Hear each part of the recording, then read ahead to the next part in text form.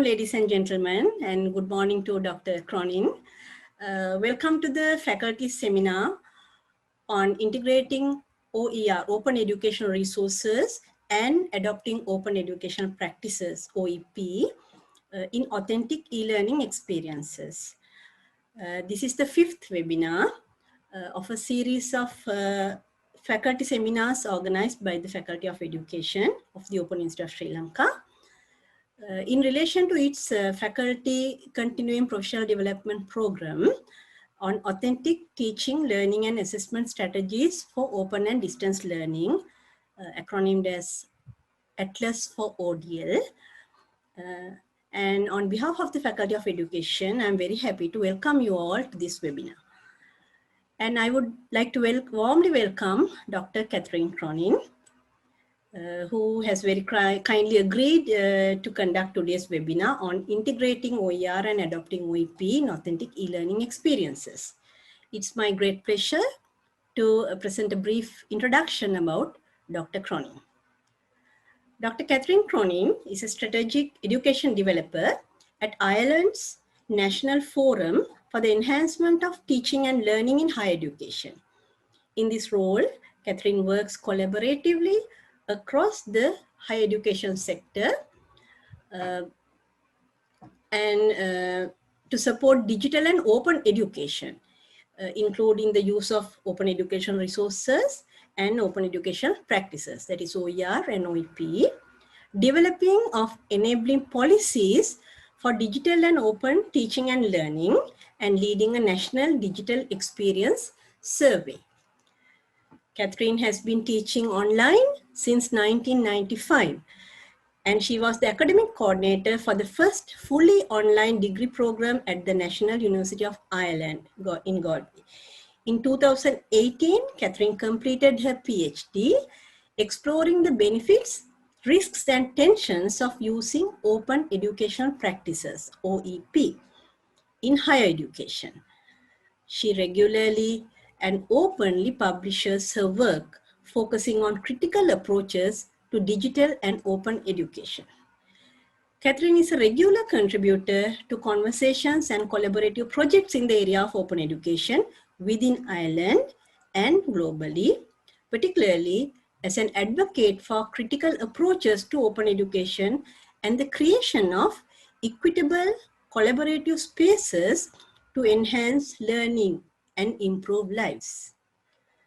I met Catherine at open education conferences and have been professionally associated with her with our mutual interest, research interest in OER and OEP. And very recently, Catherine did the webinar for Commonwealth of Learning, Open Doors, only last week. I think some of you also would have joined it, which was a very good webinar on OEP from a different approach. So today, I'm very grateful to Dr. Catherine Cronin for accepting our request to share some thoughts on integrating OER and adopting OEP in authentic e-learning experiences.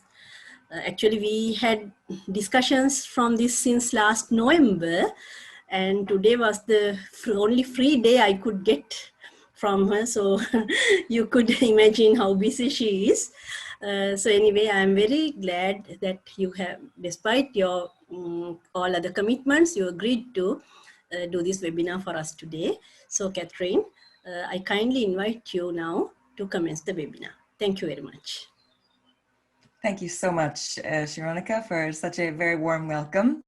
I'm delighted to be here. You mentioned that I'm busy, probably no more so than you all. These are very busy times for online and distance educators. So I'm honored to be here. So thank you so much. I will share my screen to get started. As you mentioned, I work for the National Forum for the Enhancement of Teaching and Learning in Higher Education here in Ireland. And for anyone that's not familiar with this, we are Ireland's national body responsible for leading and advising on the enhancement of teaching and learning in Irish higher education, which sounds very lofty. We're actually quite a small group. And the way that we work is we work collaboratively across the sector with all of the higher education institutions in Ireland, colleges, universities, technological institutions. And we do this through projects and initiatives and funding and even unfunded projects. So, so it's a very satisfying work to do, particularly over the course of the last year, as you can imagine. I might ask Sharonika if you would mind sharing the link here in the chat. I'd just like to make clear that this presentation and the list of resources which you'll find at the open document here are themselves open educational resources that I share with you today. So you're welcome to, to use parts of them, adapt them, take them apart, remix them as you wish. Basically, my intention is to share some general information, some specific examples, and I understand that those will only be useful to you insofar as they relate to your own context and your students and your teaching. So I feature examples from a range of different contexts because we all learn from each other.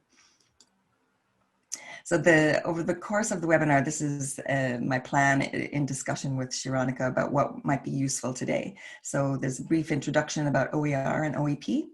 And then I think it's important to establish the rationale for OER and OEP before getting into the nuts and bolts of different examples. So I have a brief section about why we engage in OER and OEP.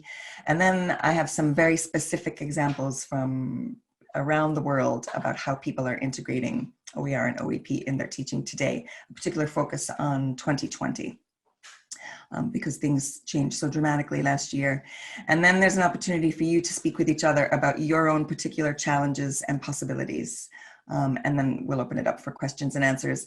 And the end of the presentation is an appendix that I won't go through in real time today, but there's further examples for you, hopefully, that might be helpful after today's presentation. So first is just the introduction. And I know this will be old news for many of you, particularly since you have Sharonika and other OER experts in your midst. But the definition of OER is remarkably consistent since the term was coined in 2002.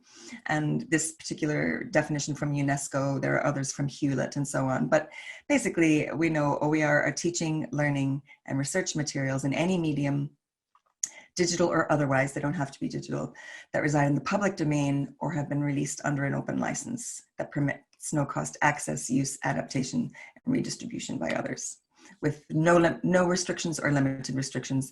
So as I often explain when working with people, you as the creator retain the copyright, of course, or whatever the terms of copyright are as a educator in your institution. And the open license just sits on top of the resource that you create, because particularly if it's a digital resource, it can go anywhere in the internet. Anyone might find the infographic you've created, the assignment, the book, the course, the lesson, whatever it might be. But with the open license with it, whoever encounters that resource knows exactly how they will be permitted to reuse it. So it's just a set of permissions. If it doesn't have that open license, it also can travel around, online or offline, but anyone who wishes to reuse it or repurpose it would have to get permission from you to do that. So it's a proactive, generous act on the part of the creator of any resource, particularly education resources, to enable them to be used readily. And another way that people, of course, describe these permissions of OER is David Wiley's 5 Rs, and that is we have the permission to retain, reuse, revise, remix, and or redistribute. So this is very, very powerful, obviously, in the terms of educational resources. But when we speak about the power or the potential of open education, it isn't just about the things or the content, but it's really what we can do with them, obviously. So this is where the term OEP, or open educational practices, come in. So open educational practices, if you like, is a bigger umbrella, which includes the use, reuse, and creation of OER, but also what that enables in terms of teaching and learning. So in this definition, it's the collaborative pedagogical practices, which typically employ social and participatory technologies for interaction, peer learning, knowledge creation and sharing, and empowerment of learners.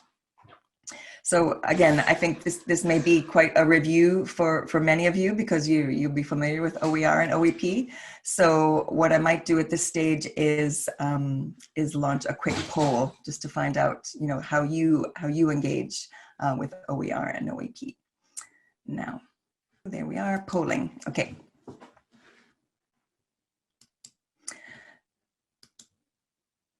Okay, so the first poll question is this one, and you can tick all of the options that apply, as it says here. So regarding your OER practice, which options apply to you? And I'll just leave this open for about 20 seconds, if you wouldn't mind ticking as many as apply to you. Wonderful, thank you everyone. Okay, I'll leave just a few more seconds. Okay. See if we can get to, no, there we are, 26 people. Wonderful. So I hope you can see the results there. The largest proportion is people who use OER. This is wonderful. More than 2/3 of people use OER. Just under a quarter of people say they have no OER practice, but they're interested. So that's great. It just shows that we have a diverse group of people here today. 15% of you create and share OER. Many of you support others in using OER. Almost 1/3 of you use OER and OEP in your teaching. A few people help to create policy. I will mention policy today. And some of you are also doing research in the OER. Fantastic, thank you. Okay, I am going to move on to the second poll now. This is a series of very quick poll questions here. For a variety of reasons, many of us may face barriers in using open educational resources and open educational practices. And over the course of the literature, these are some of the factors. Now, I'm not sure. You can leave out slightly and not at all. You can just look at the first two and the last three. I'm not sure what happened in that poll there. So, do any of these apply to you? Barriers to using OER and OEP. And apologies for the two options in the middle there if they're causing confusion. Okay, thank you. I'm going to end the poll and share it now. Okay, overwhelmingly, it looks like the top barrier is difficult to find relevant quality OER. 3/4 of people say that. 1/4 of people are not sure about copyright law and open licensing. Some people find it difficult to obtain support for using OER and OEP. Not sure that students will readily accept using OER, and not sure that students can engage in OEP, again, for various reasons. Okay, I think that's really helpful. I hope that you find it interesting as well, just understanding more information about your peers, but I'll leave the polls for now. And what I'd like to do now is, as Sharonika mentioned, is just do a brief, this will take 5 minutes only, but it's a brief reflective exercise called a spiral journal exercise. It only takes 5 minutes. I'll explain how it works. And then I've put some links there. So after the fact, this might be something that you might want to do with your own students. But what we'll need to do before we start is just get a piece of paper. I just have a piece of A4 paper here. And I'm just, whatever size paper it is, it doesn't matter. If it has lines, it's fine. If this is just for your own notes. And I'm going to ask you to fold it into 4, like this. And then just to open it out. So you have kind of 4 boxes on your paper. Okay, and then I'm just going to share 5 different short questions with you. And each of those questions, I will set the timer for 1 minute. So again, this is just a reflective exercise. I'm not going to ask you to share the results of this afterwards with a small group or with the large group.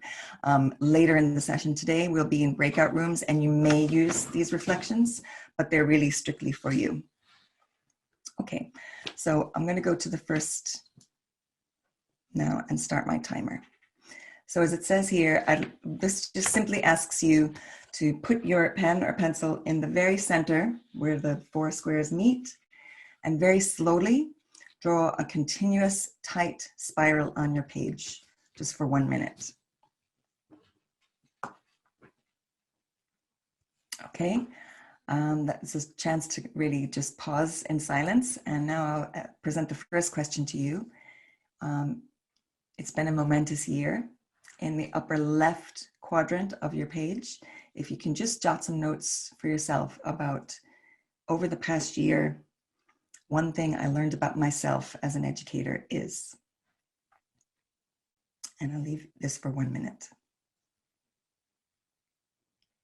Okay, thank you very much.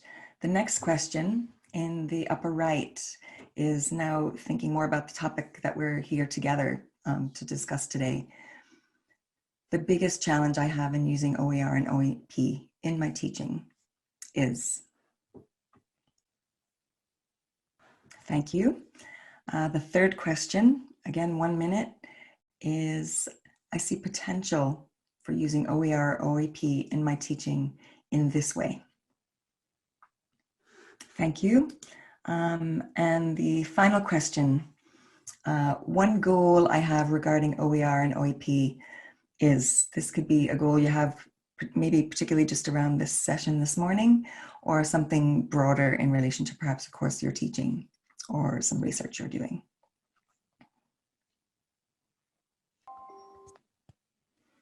Okay, thank you so much. I hope it is useful for you just to have a very brief reflective time before we go into a very informative, 25 minutes or so now. As I said, this sheet is just for you. I'm not going to ask you to share anything specific. It's an example of a liberating structure, and the link is on the Spiral Journal slide. Again, you can look into that afterwards. Normally what happens in this case is that there's a wrap up. Perhaps we go into breakout rooms in pairs for 2 minutes and people share something, and then we come back to the large group. But for today's wrap up, I'm just going to ask you to keep your sheet close by you, and you might choose to make further notes as we go through the session today. And then those notes might be useful when we go into the breakout room later.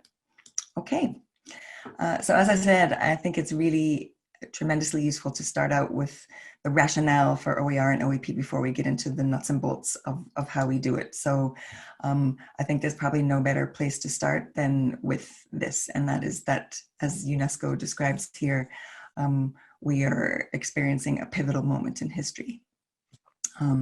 Our world changed dramatically over the course of the past year, as individual human beings, as parents, as children, as people in our communities, as well, of course, as educators. But UNESCO called to mind specifically our role as educators in using OER to facilitate education at this pivotal moment of history. So as it says here, UNESCO calls on the global community to support the use of open educational resources for sharing learning and knowledge openly worldwide with a view to building more inclusive, sustainable, and resilient knowledge societies. And this was published in April of this year. And, as I've said before, I think this is a very strong call to action to us as educators. So whatever experience we may have had with OER before, there's just a bright spotlight now, because of the pandemic and what OER can afford, at this particular moment in history. But OER, of course, is just one aspect of the broader domain of open education. And there are many, many definitions of open education, but I share two here. Sanjay Mishra, I think, has a lovely, elegant definition of open education where he says it's basically fairness, flexibility, and freedom. So fairness is a focus on equity and social justice. Flexibility is a focus on learner autonomy and agency in their learning. And freedom links back to David Wiley's 5 R's that I talked about before. So the ability to use open resources to make them relevant, in our own context and for our own students. And as I mentioned, Shironika is, I know so much about the Open University in Sri Lanka purely through Shironika's work in OER and OEP. I'm grateful for that. And this definition here, I won't read it out to you, is a recent paper with Somnaidu, is really about open scholarship is built on, valuing the values of freedom, equity, and social justice, and this notion of the commons, that education really in its essence is about sharing, and open educational resources really make the most of that. So really briefly, I use, in speaking about the value of potential value of open and teaching and learning, I talk often about 3 values or 3 aspects. So we can increase access to education, improve equity, and enhance pedagogy. So really briefly, just again, this is just about the rationale. Of course, we know that open education and open educational resources specifically can increase access to education. So when students have access to OER, particularly in the form of open textbooks, they do not have to buy their textbooks. So it automatically increases the access to education for students. For teachers and all who support teaching and learning, the use of OER means that teachers who may have been thrown into teaching, online and remotely for the first time in their lives, don't have to develop all new digital resources. There's a wealth of OER available that can be reused and adapted, for specific contexts. And many resources around open education say that it's available to everyone, but of course we have to realize that, is it really available to everyone? In actual fact, generally open educational resources or open education tend to be available only to anyone with internet access and the knowledge and skills required. So teachers who use OER can reach students who don't have access. And there are cases really where teachers who have access to the internet actually make hard copies of open educational resources for their students who don't have access. But the point here is that an important part of any discussion regarding OER is about the issue of equity. And that's the second aspect. So this is what some people talk about as the social justice focus of open education. So in the first instance, OER can reduce costs for students, as I've said. Open textbooks, open resources. We know in Ireland, for example, and I believe similar research has been done in many countries, that students, higher education students particularly, have experienced great financial hardship over the course of the past year. And some of that has been hardship on top of hardship they were already experiencing. So to the extent that we can reduce the costs of education for students, we're enhancing equity of education overall. There's the notion of persistent availability of resources. OER are available before a student takes a course, during it, of course, and also after they take the course. So they don't have to rely on having access codes for the library or access to an LMS or a VLE. That the access to those resources goes over the whole life of their time as a student, as well as before and after. And this is very important, particularly for those students who may have to take breaks in their studies. OER are also open for editing to address diversity, equity, and inclusion. So we've all come across resources, open and otherwise, which are not inclusive in terms of gender, in terms of race, in terms of culture, in terms of geography. Perhaps they're a North American focus. So if we use open educational resources, we as educators and students as well can adapt those resources to make them relevant for our location, our students, our courses. And this is really powerful. And of course, OER can benefit people locally and globally, supporting Sustainable Development Goal number 4. And Sustainable Development Goal number 4, as you know, is about ensuring inclusive and quality education for all towards achieving the 2030 Agenda for Sustainable Development, which has been very challenged by all that's happened in the past year. So what we do in the realm of education to support that Sustainable Development Goal is very important. And finally, and really the focus of today, is the third aspect, which is about enhancing pedagogy. The OER and OEP provide so many potential ways to enhance pedagogy. And just a few examples that are listed here. So as I already mentioned, we can adapt and use OER for our own particular context, our own students. So, changing resources that might be exclusive in some way or omit people in some way and make them inclusive and relevant to our students. Students can create and co-create OER with us, and I'm going to share a few examples of that in a few minutes. So this can empower students as co-creators of knowledge. It doesn't just have to be us as teachers sourcing open textbooks. Students can be involved in that process of sourcing, writing, and remixing them. Another thing that OER offers is support in the area of authentic assessment. I know this has been a focus of this webinar series about authentic learning and authentic assessment. Open education has a long history of examples of people who have used students developing materials for the open web, for the public, for their communities as very powerful examples of authentic assessment. So again, I'll share a few examples of those. And the fact that they're open unlocks that notion of authentic assessment even more powerfully. And that thereby students can contribute to public knowledge. The act of producing things for the open web means that we as educators and our students develop digital literacies that are part of lifelong learning literacies at the moment, about what do we need to know about copyright, about licensing, about creating for the web, about communicating on the web, and so on. So these are important digital literacies. We can diversify the curriculum if things are missing, perhaps things about local history, our country's system of law or education or other. We can diversify the curriculum, we can add those perspectives.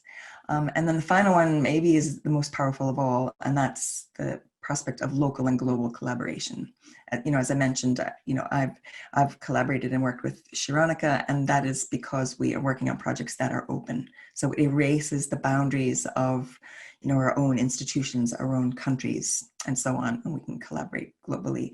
And this has been, a particularly important way that I've folded OEP into my teaching. It enables us to connect our students with students in other countries and other areas to learn together. And as Bell Hooks says, this whole notion of education as the practice of freedom. So pedagogy is our focus today. These examples of pedagogy, I'll dive a little bit deeper into those. And I just want to note that, again, across the literature, the key principles of OEP and open pedagogy are probably these. OEP centers students as reflective creators, curators, and sharers of knowledge. It emphasizes collaboration and social learning. It is built into assessment activities, and it looks outward to the public and contributes to the public good. It, of course, varies by discipline, by level, by class size. You might be thinking of all these different challenges that you might face, by the digital literacies of the teacher and the students, by the resources available, including connectivity. But I invite you, just as I go through the examples, to share with you now to think about, how some of these might be relevant or able to map to your own practice and your own teaching. So just a few ideas, and then we'll have an opportunity to talk in breakout rooms. I've selected 3 areas.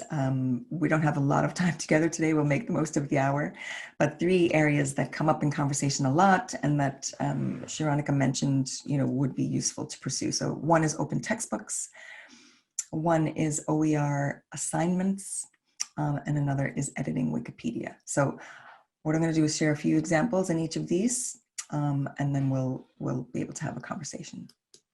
So the first is open textbooks. This quote I'm sharing is from Glenda Cox and her collaborators at the University of Cape Town. They have a project called Dot4D, Digital Open Textbooks for Development.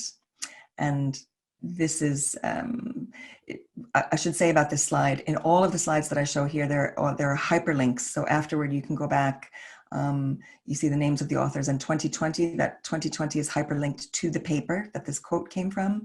And then the Dot4D hyperlink is a hyperlink to the project. And on every slide that I share with you is built like this, so that, I can share a few thoughts now in this limited time that we have together, but afterwards you can go and dig a little bit more deeply if you wish. So what Glenda Cox and her collaborators have pointed out here is the empowering of academics and students in using open textbooks, and particularly in giving marginalized voices expression. So one of the critiques of the early open education movement was that MIT was the first university, for example, in Boston in the States, that released all of its courses as OER. And said, this is great, we can educate the world, but are those courses from Boston in the United States relevant to me in Ireland, you in Sri Lanka, you know, students in Cape Town or Vancouver or wherever? Perhaps not. Maybe in some ways, but not in others. So this whole notion of breaking open education so that authors and voices can come from all different locations, not just elite universities, particularly in the global north. So again, it empowers teachers, it empowers students, and makes sure that knowledge is truly global. So open textbooks are very powerful. The notion of co-creating open textbooks, there are two examples here. One is from CUNY, the City University of New York, and they actually, this quote here about zero textbook costs, they actually categorize all of the courses in their online course catalog as ZTC OER, to let students know when they're choosing a module, if it has the code ZTC OER, then those course sections are those that do not require students to purchase a textbook, because they know from their work in this area of using open textbooks that this sometimes can be a deciding factor for students. That's one example of just actually categorizing courses and letting students know before they even pick their modules. And Robin DeRosa, who's done so much work in open education, including open textbooks, talks about how many people are attracted to open textbooks because they'll save students money, but that the pedagogical benefits to students as authors is hard to overestimate. And if I could just, let me just see here, if I move from my slide view to my web view here, I can actually just show you an example. So on this co-creating open textbooks page, I'm just going to click over. This is actually the link on that page to this open textbooks that was created by the students. So students and teachers, their lecturers, worked together to create this open textbook. What open pedagogy taught me about myself. Colleges should reconstruct the unity of knowledge. So they've shared this open textbook with the world because they found it such a powerful experience. So again, I invite you to dig into that yourself. I will note that I have not shared in my added resources directories of open textbooks. There are many of those, and I hope this comes up in the Q&A, because I'm happy to share those, but I'm assuming that either in your faculty or in the library, you have access to those directories. But if you don't, I'm happy to share ones that I use. Okay, the next area is OER assignments. And this is Christina Hendricks in the University of British Columbia. And she talks about this notion of disposable assignments. This is a term coined by David Wiley. And he says that most of the assignments that we give to students are disposable. It's a private transaction between student and teacher. You write this, I will give you feedback and give you a grade, and then that work just goes off into the ether. So in OER assignments, we're saying, okay, let's use the same learning outcomes, let's make these authentic assessments, but let's actually share them publicly. Instead of pretending that we're going to be, giving a presentation in the style of something that you would give, in a business setting, let's actually share it in a business setting or a community setting. And this is the notion of OER assignments. So I have 3 examples here. And again, I'm not using my slide view because I want to share the actual examples with you in these tabs I have open. The first is Jen Ross at the University of Edinburgh. As you can see, I'm popping all over the world for these examples. And she talks about the Digital Futures for Learning course in an MSc program in digital education. And they've been using OER assignments actually for many years, the University of Edinburgh. And she says that they're really powerful because they're for an audience beyond the tutor. And again, this gets back to this notion of creating digital literacies. Students have to think not just about their audience, but about licensing, accessibility, tagging, and so on. And she provides some examples. The second may be interesting for those of you who are teaching educators or people who are going to be teachers, and this is shared by Bonnie Stewart in Canada at the University of Windsor. And she wrote a very conversational blog post and says, if you want a better web, you have to help build a better web, right? And part of that is building the critical literacies around ed tech platforms and tools among educators, from primary, secondary, all the way up to higher ed. So she and her students who are training to be teachers developed something called UWin Tool Parade, University of Windsor Tool Parade. And this is what it looks like in YouTube. and they actually created, these were their assignments, they created short videos where they assessed various tools. So assessed Twitter, they assessed Zoom, they compared Kahoot and Mentimeter. So not only are the students demonstrating their ability to, to do this critical analysis, but they're creating resources that are useful for teachers, students, and others, really around the world. Okay, fantastic. And can you see this now, the various images of the videos? Yeah. Wonderful. Okay, apologies for that. So back to the slide. These are the students that I talked about, and this is the gallery of their various videos. So these are, again, undergraduate students who are training to be teachers. They're in an education program, and these were their assignments to do these videos, either collaboratively or individually. But in doing so, they demonstrated their critical literacies and their ability to create these videos and communicate effectively. But they've also shared a resource for us as well. So I think that's a really lovely example of student-created OER. It was their assignment, but it's also a resource. Am my slides moving? Can you see, and still we rise? Yeah, yes. Okay, great. So this is the third example of a student-created OER, and this was a group of students at a state university in New York, a public university in Plattsburgh, upstate New York, and this was a lovely project of collaboration between students, their lecturers, and librarians. And they actually dove into the archives of their institution, which is an old institution, and looked at speakers who came to speak about racial justice at their institution. And then they created a blog, a public blog, to share it with the community and more widely. So here's an example of the And Still We Rise blog. Again, this was an assignment for students, and it involved collaboration, communication, and creating a resource that we can look at today, as well as fulfilling the requirements for their assignments.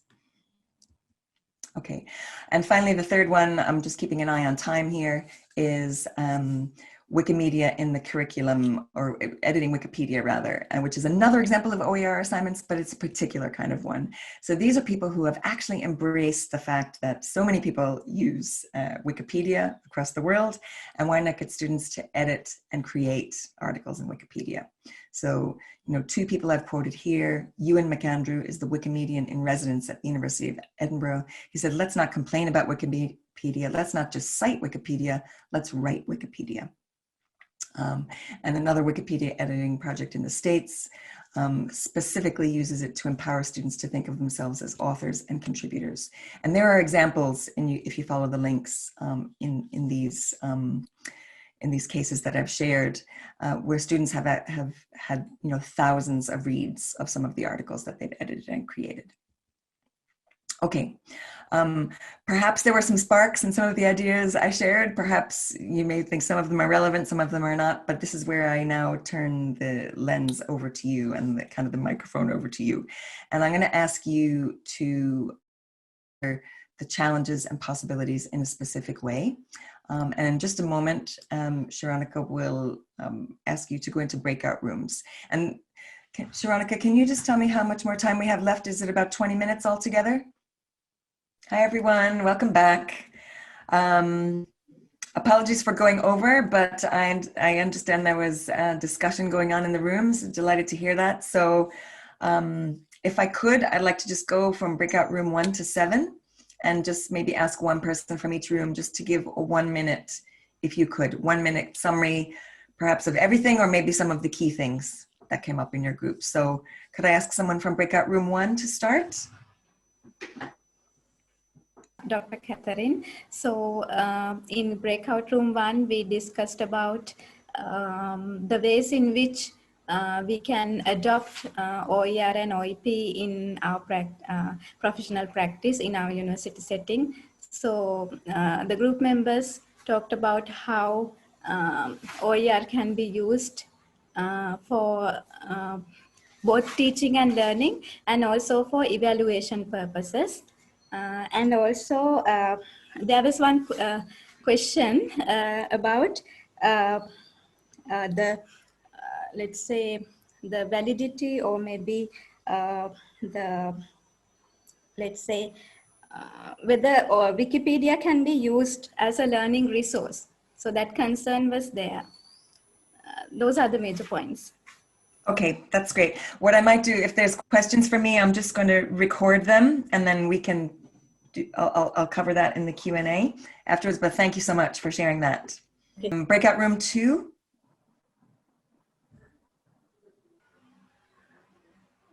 Yes, madam. We also discussed regarding the OER practices and possibilities.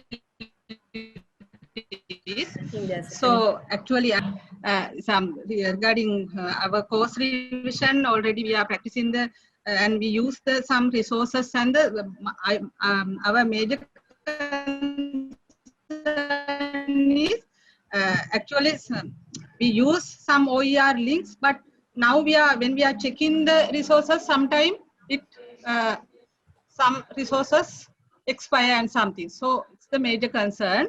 Another concern is regarding the student attitude. So we are conducting large number of students in PGD programs and the primary programs. So how we can then students regarding their attitudes, and how can they practice the OER? This is the problem. Thank you. Thank you so much for that. That's useful. And I'll come back to the questions. Breakout room 3. Let me, we didn't have, complete discussion, but well, we were discussing two things. One is the this idea, which is now on the chat as well, about you translating Wikipedia articles. But we spend more time discussing. The question is why in this country, at least, the government hasn't come out and said that connectivity to all students is a priority. I mean, finally, of course, some kind of internet connectivity, but initially it can be done by moving AV materials in some lower tech ways, such as DVDs or something like that. Thank you. Yeah. Thank you for that. Yes, it's a huge issue, I understand. Quality of learning. Breakout room number 4. Yeah, good afternoon, everyone. This is K. Diswaran from Education Faculty. We learn regarding this for staff that we got that it's importance of this OER material last year, 2020, and also I searched several times regarding this OER material in relation to my field of special education, but there are a lack of resources, quality resources in relation to this field of special education. And also we discussed regarding we have to take the responsibility to develop OER in our field, and also we have a large numbers of students in our mother tongue, that's Sinhala and Tamil. Therefore, we want to take this into our mother tongue. So these are the things we discuss. Okay, very useful. Thank you so much. Thank you very much. Breakout room number 5. Now I am Dr. Ajira from room number 5. So our major concern is how we can maintain the quality of learning when we integrate OER and adapting OEP in authentic e-learning experiences. So we discuss how we can maintain this quality. Then others' viewpoint is, first of all, student and the tutor both should know, both should have a proper understanding about the nature of the OER and its features.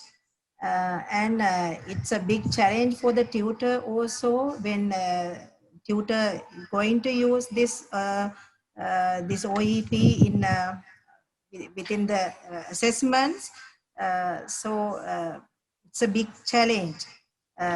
because at least we should have a proper rubrics or guidelines to make the student, to raise the students' awareness about this OER.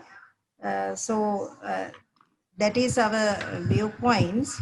It's a very good thing. If we now as an assessment, if we guide the student to make their own OERs, it's good, and we can develop their creativity also. But we should be concerned about the quality of that products. Yes. Okay. Thank you very much. Group 6, there was only myself, I'm Tusita Jasuria, and Kalevani from Health Sciences. And there was yet another person, but he didn't correct. Maybe what we discussed, we are very new to this field because we have not integrated anything as much as the others, I think. But I think there's a potential there, especially for basic sciences. Only the basic sciences we can, most of the OERs are, we can use, but they need to be integrated into our curriculum. That's one problem, which we have to, because we can't use them as it is. Most of even the applied areas, even the areas we teach at a master's level cannot be integrated because it's more foreign, in the sense it's not within the tropical region. And of course, Kalevani was interested in converting courses, the existing courses, into OERs. She's in basic sciences, in the health sciences, and is again new to the thing, and we need to think about it. And integration of OERs is a problem for us. We need to get involved and go ahead. And also, I think preparing questions together with students is it's a good thing.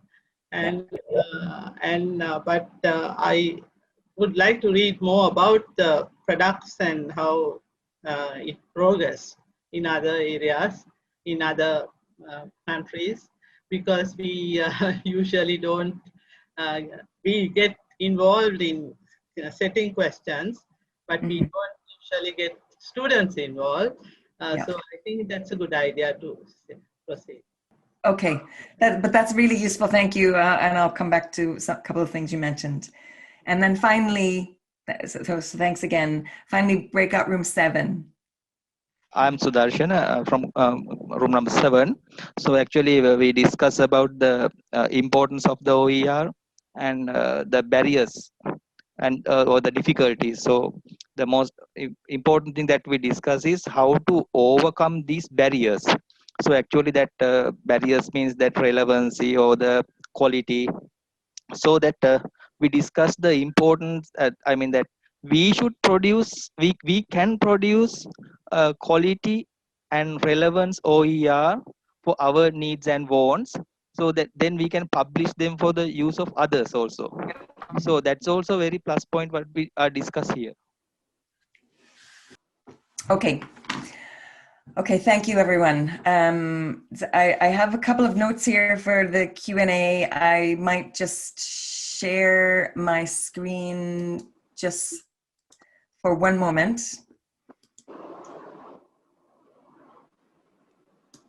You can see the 4 boxes? Yes. Okay. Okay, I just to wrap up the presentation and let you know what's in the resources, and then I will return to your questions. So I really, really appreciate the comments and the questions, and obviously there was good discussion going on, and hopefully this kind of discussion will be going on for you, beyond this session. And I also want to say that I'm happy to engage either on Twitter or email or whatever if I can be helpful afterwards. A finding from my own research, just hopefully maybe to allay some fears or concerns that people may have, is that engaging in open educational practice is not a binary thing. I think you know, it's not like you're open or you're a closed educator. And even myself, who's been engaged in this for very many years, in my research, I characterized engagement in OEP as these four things. It's complex, it's personal, because when we step outside the LMS or the VLE, we're engaging and engage on the public web, in Wikipedia or otherwise. We must create our own accounts and persona and profiles in various places on the web. So we need to think about this as individuals and also how to support our students doing that. But it's part of digital citizenship in this century and in this time. So it's important that we practice it while students are with us. It's contextual, so I know it'll be different in health sciences than education, than social work, than engineering. It'll be different in Sri Lanka to Ireland. You know, there's so many ways that context affects how we enact open educational practices, and it's continually negotiated. So, you know, every time that I share something, I think about how I'm sharing it, where I'm sharing it, with whom, with what tags, and so on. So it's never something that's just tick the box and it's done. Each new time I develop something open, I negotiate how I'm going to share it and do it.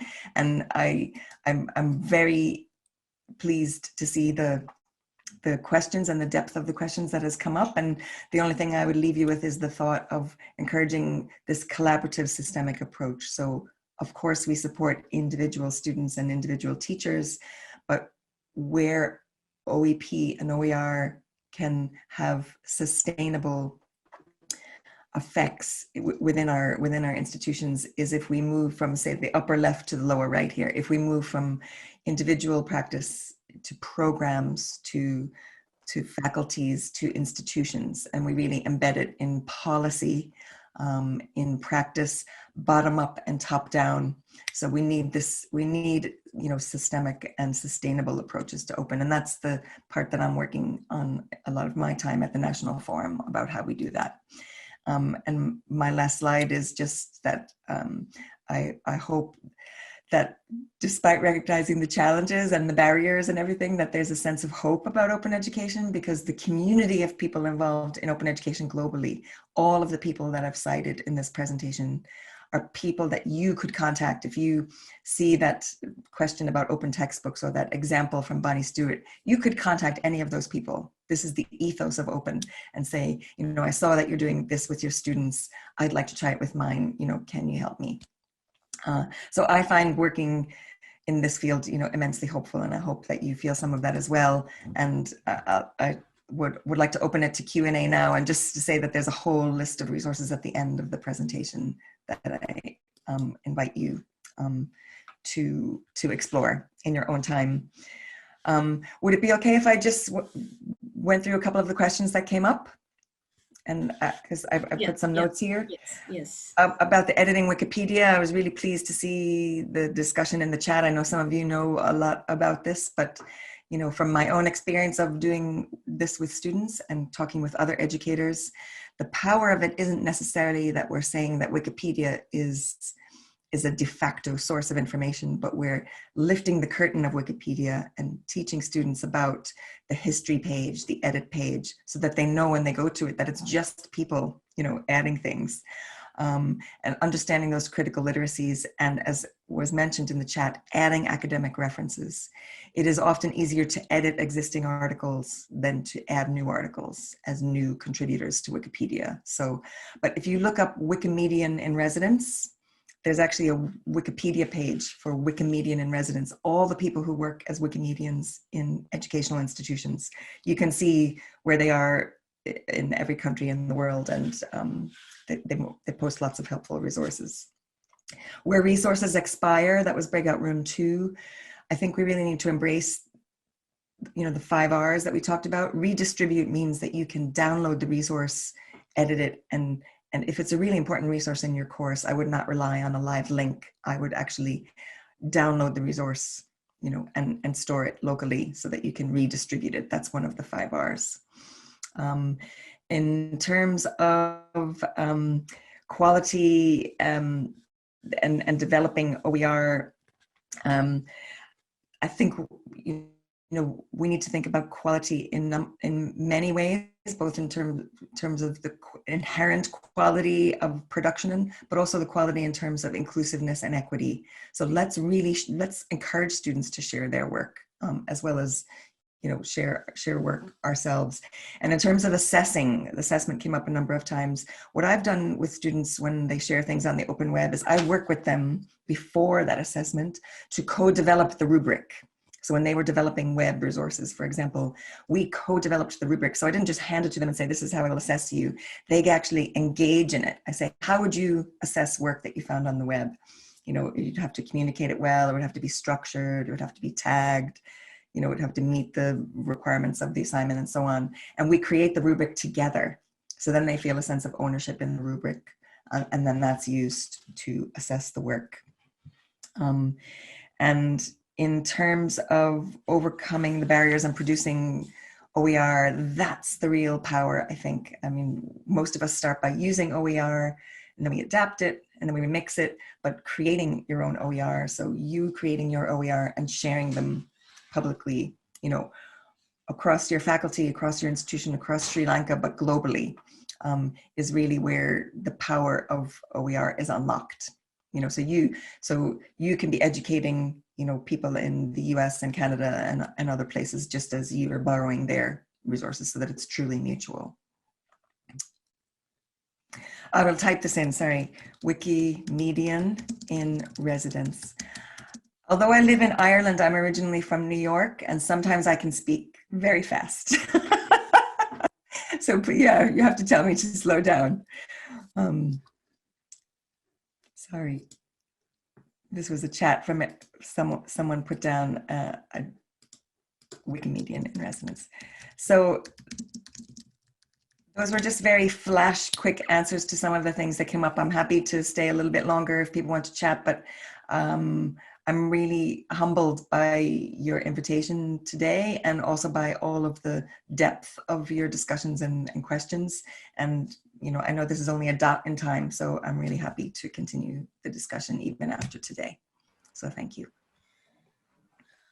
I would like to thank you very much, Catherine, for taking time off your busy schedule and being with us today and sharing your experiences and your expertise in OEP. So thank you so much.